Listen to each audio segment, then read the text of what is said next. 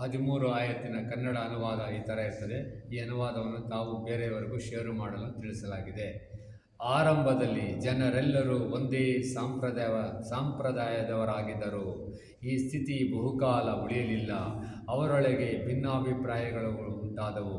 ಆಗ ಅಲ್ಲಾಹನು ಸತ್ಯ ಮಾರ್ಗದ ಬಗ್ಗೆ ಸುವಾರ್ತೆ ನೀಡುವವರು, ಮಿಥ್ಯ ಮಾರ್ಗದ ಬಗ್ಗೆ ಮುನ್ನೆಚ್ಚರಿಕೆ ಕೊಡುವವರೂ ಆದ ಪ್ರವಾದಿಗಳನ್ನು ರವಾನಿಸಿದನು ಮತ್ತು ಅವರೊಂದಿಗೆ ಸತ್ಯದ ವಿಷಯದಲ್ಲಿ ಜನರಲ್ಲುಂಟಾಗಿದ್ದ ಭಿನ್ನಾಭಿಪ್ರಾಯಗಳ ಬಗ್ಗೆ ತೀರ್ಪು ನೀಡಲಿಕ್ಕಾಗಿ ಪರಮ ಸತ್ಯ ಗ್ರಂಥಗಳನ್ನು ಇಳಿಸಿದನು. ಪ್ರಾರಂಭದಲ್ಲಿ ಜನರಿಗೆ ಸತ್ಯವನ್ನು ತೋರಿಸಿ ಕೊಡದಿದ್ದುದರಿಂದೇನೋ ಅವರಲ್ಲಿ ಈ ಥರದ ಭಿನ್ನಾಭಿಪ್ರಾಯಗಳು ತಲೆದೋರಿದುದಲ್ಲ. ನಿಜವಾಗಿ ಸತ್ಯದ ಶಿಕ್ಷಣ ಕೊಡಲ್ಪಟ್ಟವರೇ ಈ ಭಿನ್ನಾಭಿಪ್ರಾಯ ಭೇದಗಳನ್ನುಂಟು ಮಾಡಿದರು.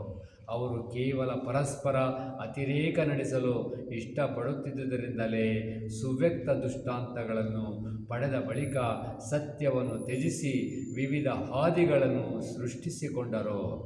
ಜನರು ಭಿನ್ನಾಭಿಪ್ರಾಯ ತಾಳಿದ್ದ ಆ ಸತ್ಯ ಮಾರ್ಗವನ್ನು ಅಲ್ಲಾಹನು ತನ್ನ ಅನುಮತಿಯಿಂದ ಪ್ರವಾದಿಗಳ ಮೇಲೆ, ಪೈಗಂಬರಗಳ ಮೇಲೆ ವಿಶ್ವಾಸವಿಟ್ಟವರಿಗೆ ತೋರಿಸಿಕೊಟ್ಟನು.